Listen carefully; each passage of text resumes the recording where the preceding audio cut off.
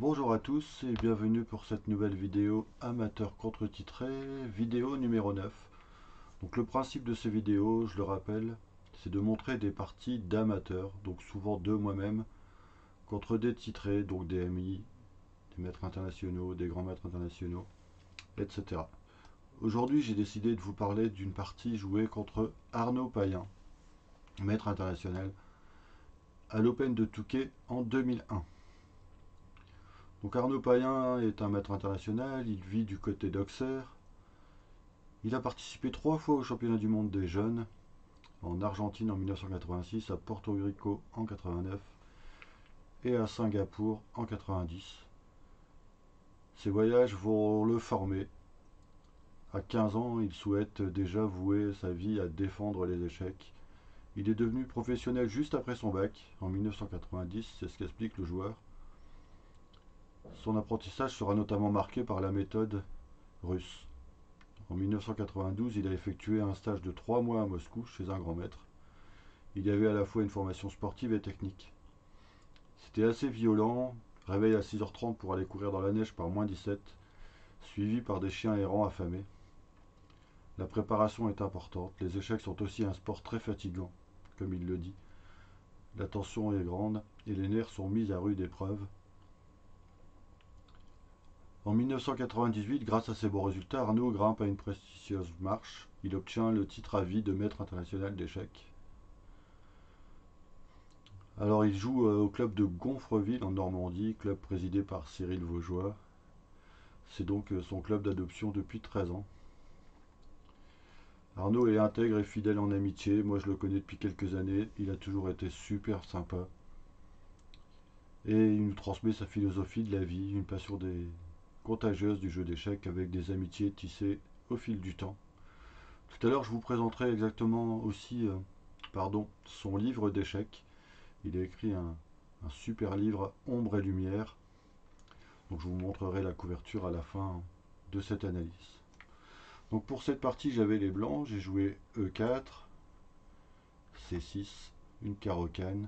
Donc souvent les joueurs titrés, lorsqu'ils jouent des amateurs, ils jouent des ouvertures assez solides, alors souvent des carocanes, des pirques. En fait, ils veulent nous emmener à contrer leur défense, et donc à prendre des risques et à commettre des boulettes. On verra ce qui va se passer dans cette partie. Donc D4, je prends le centre, D5, cavalier D2. Alors pourquoi cavalier D2 et pas cavalier C3? Il y a une toute petite nuance en fait, c'est que sur les variantes avec G6, on peut revenir dans des modernes. Le fou va arriver en G7 et il va attaquer le pion D4.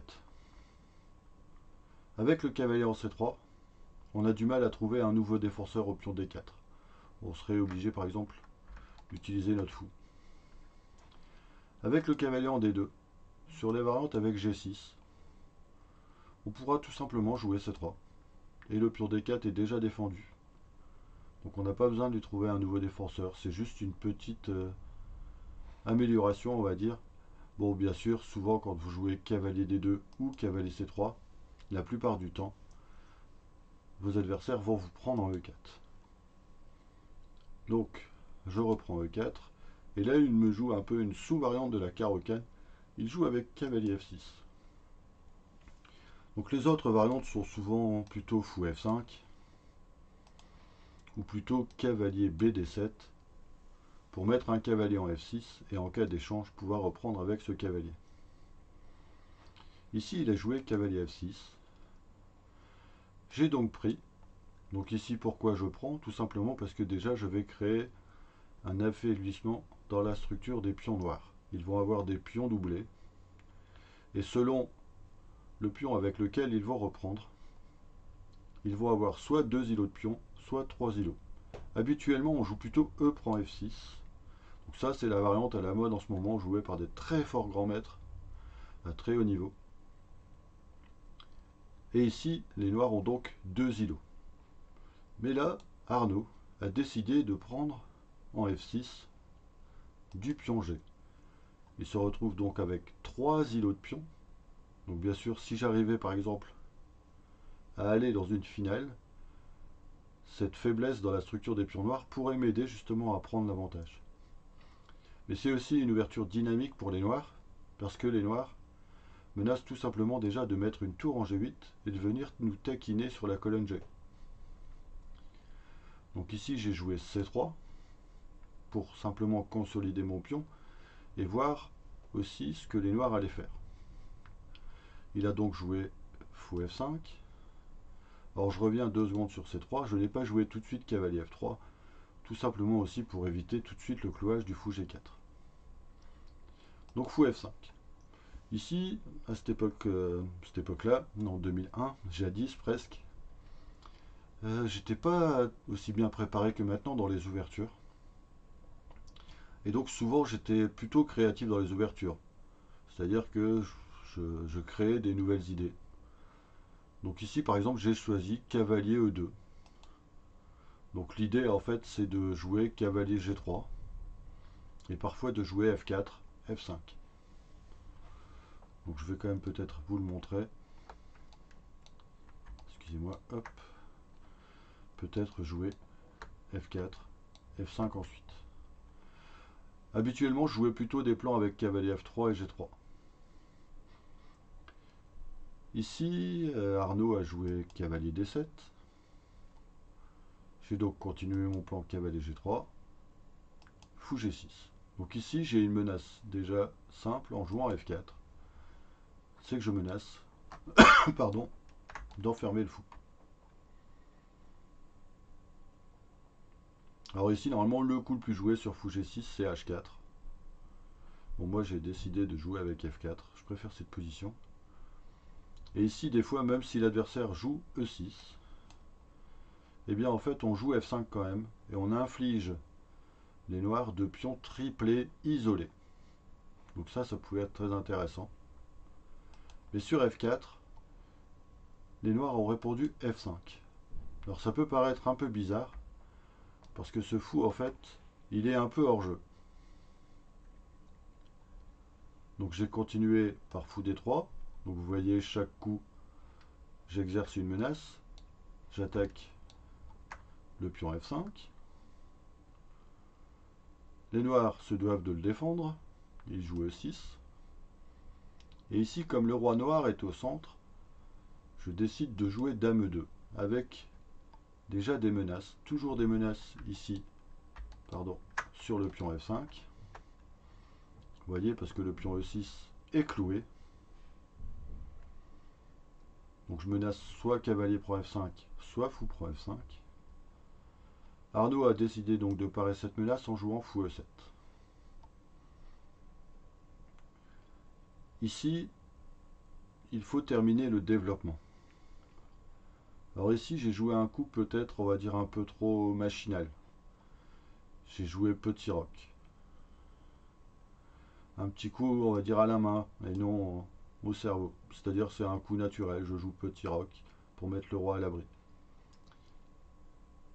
Et là, les noirs ont trouvé une belle riposte immédiatement. Ils ont joué H5. Comme j'ai donné l'adresse de mon roi, les noirs s'empressent d'activer leur jeu sur cet aile roi. Donc là, ce qui m'embêtait, c'était bien sûr la poussée H4. Alors là, en regardant la partie, je m'aperçois que j'aurais peut-être pu jouer tour E1 et pouvoir recycler le cavalier en F1. Moi, dans la partie, j'ai joué H3. Alors ce coup peut paraître peut-être un peu bizarre, mais c'est parce que je me suis dit que si il arrivait à jouer H4, peut-être que le pion irait jusqu'en H3 et pourrait me poser des problèmes. Dès que j'ai voulu un peu freiner sa progression. Arnaud a joué H4 et j'ai donc joué cavalier H1. Alors ici, en fait, j'avais regardé un peu avant, l'évaluation de l'ordinateur s'emballe et donne déjà un avantage de plus 2,6 pour les noirs. Alors vous allez me dire, ouais, plus 2,6 c'est juste énorme. Mais en fait, je rappelle juste qu'aux échecs, on joue entre humains. Et qu'ici, il est difficile de juger cet avantage numérique sur l'échiquier. Les blancs n'ont pas l'air si mal. J'ai pas de matériel de moins, même si les noirs peuvent me poser des problèmes et désorganiser mon jeu. Mais ici, donner un avantage de plus 2,6 pour les noirs, c'est quand même assez conséquent, surtout qu'il n'y a pas de gain matériel immédiat. Donc attention, vous, quand vous regardez vos parties, méfiez-vous simplement des évaluations d'ordinateur. Je le rappelle, on joue entre humains. Donc les noirs ont joué cavalier F6, ils se dirigent peut-être vers la case H5 ou vers la case D5. Et ici j'ai joué B3. Alors un coup un peu bizarre. En fait j'ai envie de soutenir la poussée B4. Bon, j'ai aussi envie de faire croire à Arnaud que je vais jouer fou B2 et développer mon fou de ce côté-là. Mais finalement, vous allez voir par la suite, il n'en est pas question. Donc il a joué cavalier D5. Donc attention, il me pose une question sur le pion C3. Et donc là, j'ai pas voulu jouer fou B2. J'ai préféré fou D2. Pourquoi? Parce qu'en fait, le fou en D2 protège C3, mais garde aussi un œil parfois sur le pion F4. Et ce pion F4, il est important parce que si à un moment je veux recycler le cavalier, par exemple le cavalier H1 en F2, il faut que je défende le pion F4. Sinon, après la prise en F4, j'aurai une position catastrophique. Donc les noirs ont joué fou F6. Pour le moment, donc ils empêchent la poussée C4, pardon. Puisque en cas de C4, il y aurait la prise du pion D4 sur échec. Donc ici, il fallait trouver un coup pour les blancs. J'ai donc décidé de jouer roi H2. Roi H2, bien sûr, avec des idées de pousser C4. Toujours, sans avoir l'échec sur la prise fou prend D4. Arnaud a joué dame C7. Donc, il met une pression sur le pion D4. F4, pardon. Et il prépare aussi parfois le grand roc. Alors là, j'ai joué un coup, on va dire encore un peu machinal, mais j'ai joué tour C1. Alors comme le disait en fait le grand maître Tchouchtchelov, un vis-à-vis avec la dame. Toujours avec des idées, par exemple, de jouer des fois C4 et D5. Et en cas d'échange sur D5, en fait, je gagnerais un temps avec la tour C1 qui pourrait poser des questions à la dame C7. Donc là, Arnaud m'a vu arriver avec mes grands sabots. Il a joué cavalier E7. Alors c'est peut-être un coup un peu passif, peut-être que grand roc était plus intéressant. Les noirs sécurisent leur roi et ils introduisent aussi un nouvel attaquant, la tour A8, avec l'idée C4, cavalier E7, pardon. Et ici, il n'est pas simple de progresser avec les blancs, parce que j'ai le pion D4 d'attaquer. Je vais devoir peut-être jouer quand même D5, donner le pion. Bon, ça fait pas envie. Hein. Donc il a joué cavalier E7. Alors en fait, ce retrait de cavalier, il me donne un peu d'air. Et il me permet en fait d'essayer d'améliorer mes pièces. Donc là, moi j'ai joué fou E3. En fait, c'est quand même un coup limite, hein, parce que je limite l'action de madame. Mais en fait, j'avais besoin de ce coup pour essayer d'ouvrir les lignes. Et j'ai besoin de protéger D4. Je ne peux pas me permettre de donner un pion. Alors peut-être qu'au lieu de fou E3, j'aurais pu penser à jouer cavalier F2 pour recycler le cavalier.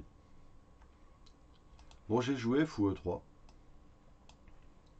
Arnaud a joué fou H5. Donc il pose une question à la dame blanche, mais parfois il menace aussi d'insérer le cavalier en G6 et de lui trouver un nouvel emplacement. J'ai joué dame F2, dame D6. Alors ce coup il est un peu bizarre. On voit que les noirs en fait ils perdent une nouvelle fois un temps. Peut-être qu'ils auraient pu jouer tout de suite dame D6, souvenez-vous, en fait, au lieu de jouer dame C7, dame D6. Ils ont perdu un tempo important. Donc là, je me suis dit qu'il était temps d'y aller. J'ai joué C4. Il faut que j'essaie d'ouvrir les lignes sur le roi qui est encore au centre. Et Et là, Arnaud a joué B6. Alors, à mon avis, là, c'est un coup qui révèle un peu les peurs du maître. Il essaie d'empêcher les menaces blanches, au lieu de créer lui-même ses propres menaces. Peut-être au lieu de B6, tour G8 était plus intéressant. Il prépare l'offensive sur le roi blanc. Et il m'oblige aussi en fait à rester en alerte, à faire attention à ce pion G2. Or surtout pendant la partie, n'hésitez pas parfois, pardon, à faire pause. Peut-être que des fois je vais un peu trop vite. L'idée, n'oubliez pas de ces ouvertures, c'est de faire, de ces vidéos, pardon, c'est de faire des vidéos en 30-35 minutes pour pas qu'elles ne durent trop longtemps et que vous puissiez apprendre un maximum de choses dans ces vidéos. Donc ici Arnaud a joué B6 et j'ai donc décidé de jouer D5. Un coup qui a le mérite de poser des questions. On ouvre les lignes en fait sur le roi au centre. Alors là Arnaud a joué un très mauvais coup. Il a pris en D5. En fait, pourquoi c'est une erreur de la part du joueur titré, hein? Premièrement, en fait, il ouvre les lignes sur son roi au centre. Et en plus, je pense qu'il n'a pas vu le coup suivant des blancs. Il a pensé que j'allais reprendre en D5.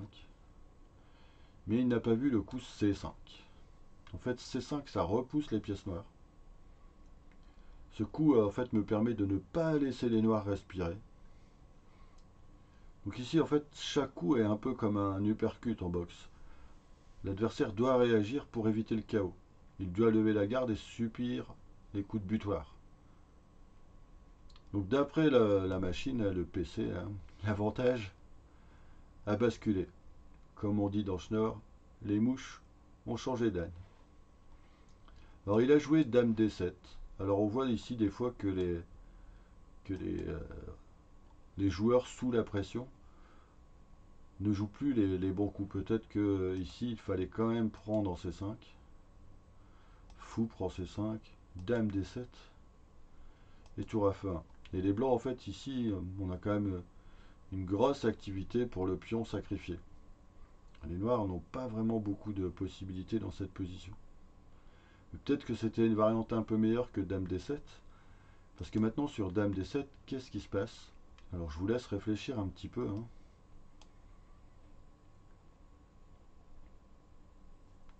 Donc voilà, ici moi j'ai joué Fou D4. Pourquoi Fou D4? En fait la meilleure pièce des noirs, c'est leur Fou F6. Vous pouvez voir qu'à chaque coup que je joue, chaque coup pose une question aux noirs. Ils sont obligés de répondre. Et c'est comme ça qu'on garde le dynamisme aux échecs. Chaque coup qu'on crée une menace, on pose des questions, on pousse l'adversaire à répondre à ces questions. Et pendant ce temps-là, il ne peut développer lui-même son jeu. Retenez bien cette leçon, quoi. Lorsque vous jouez dynamique, posez des questions à votre adversaire. Donc les noirs n'ont pas vraiment le choix, ils ont échangé, Dame prend D4. Nouvelle question sur la tour H8. Chaque coup blanc, je vous le dis, hein, chaque coup blanc pose une question à l'adversaire. Donc, tour G8, pas vraiment le choix. Tour F1. Un coup qui paraît anodin, mais que jouer pour les noirs ici? C'est vraiment pas évident. Parce que là, en fait, on interroge le roi noir, le monarque noir, qui est au centre. Si les noirs essaient de, on va dire, de se faufiler en jouant grand roc, bien on va simplement prendre en B6, prendre en B6 et prendre en B6. Et là, on pose beaucoup trop de questions aux noirs. Regardez, le roi est complètement nu ici. Comme je le dis souvent à mes élèves, le roi tout nu va s'enrhumer, on menace fou A6. Donc c'est pas possible. Donc tour F1, c'est un bon coup en fait pour patienter, mais aussi pour attaquer et pousser l'adversaire dans ses retranchements. Donc là, Arnaud a décidé de prendre en C5, d'essayer d'alléger un peu la tension. Mais ici, j'ai sacrifié un deuxième pion et j'ai joué Dame F6. Alors là, Dame F6, les noirs sont quasi en zigzag. Alors qu'est-ce que c'est que le zugzwang? Bon, c'est une situation relativement curieuse, hein, où le meilleur coup pour un camp serait de passer son tour. Parce que tous les coups qu'il peut jouer vont nuire à sa position. Donc ici, je menace fou prend F5 par exemple, déjà, qui est problématique. Donc Arnaud a décidé de jouer tour D8. Et puis ici, j'ai pris en H4. Donc j'attaque une nouvelle fois, comme je vous disais tout à l'heure, le fou H5. Je pose une question. Mais aussi, regardez, petit coup aussi très intéressant, la dame défend la case E1. Et vous allez le voir, ça va peut-être nous permettre des combinaisons. Donc Arnaud a joué fou G6, au blanc de jouer. Comment on peut convertir notre avantage positionnel en avantage matériel? Donc là, on va faire appel à la tactique. Que peut-on observer? Donc le roi noir est toujours au centre. Le cavalier E7, il est cloué. Donc on aimerait bien, par exemple, des fois, avoir un plan, genre jouer tour E5 ou tour E3 ou tour E2 et doubler sur la colonne E. Mais n'y a-t-il pas plus rapide? Alors je vous laisse, n'hésitez pas à faire pause. Et donc ici, j'ai décidé de jouer tour Pro E7. Donc un sacrifice, pseudo-sacrifice de tour, puisque sur Dame E7, tour E1, et on récupère la Dame. Mais au final, qu'avons-nous gagné? Deux pièces et un fou, et un cavalier, pardon, contre une Dame. Donc là, les noirs jouent tour E6, Dame E6, pardon. Ils n'ont pas vraiment le choix. Donc, on prend la Dame. Alors ici, attention, on a un avantage matériel, mais il faut être encore prudent. Souvent, dans ce genre de position, on doit faire attention, parce qu'on peut avoir des ascenseurs émotifs. Et oui, quand on a des poussées d'émotions comme ça, quand on passe d'une partie où on était en difficulté à une partie gagnante, il ne faut pas relâcher la concentration. Donc là, j'ai décidé de jouer Dame F2. Bien sûr, je pose une question au pion C5. Les noirs ont décidé de jouer D4. Et ici, il faut attaquer une nouvelle faiblesse.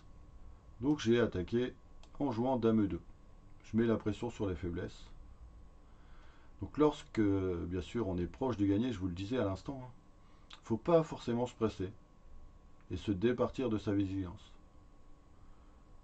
Il faut savoir gérer cet ascenseur émotionnel.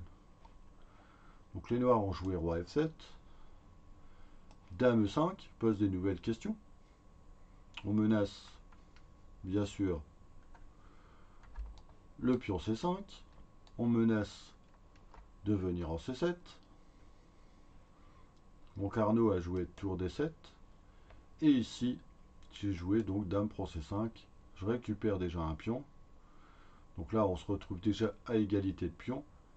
Et j'ai toujours une dame et un cavalier contre les deux tours. J'attaque en plus une nouvelle fois un pion. Donc Arnaud doit le défendre. Dame C8.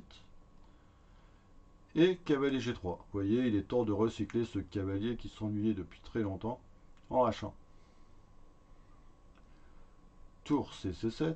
Arnaud décide de défendre tous ses pions. Dame E5. Donc l'idée de Dame E5, c'est bientôt de placer le fou en C4 et de mettre la pression sur le pion E6.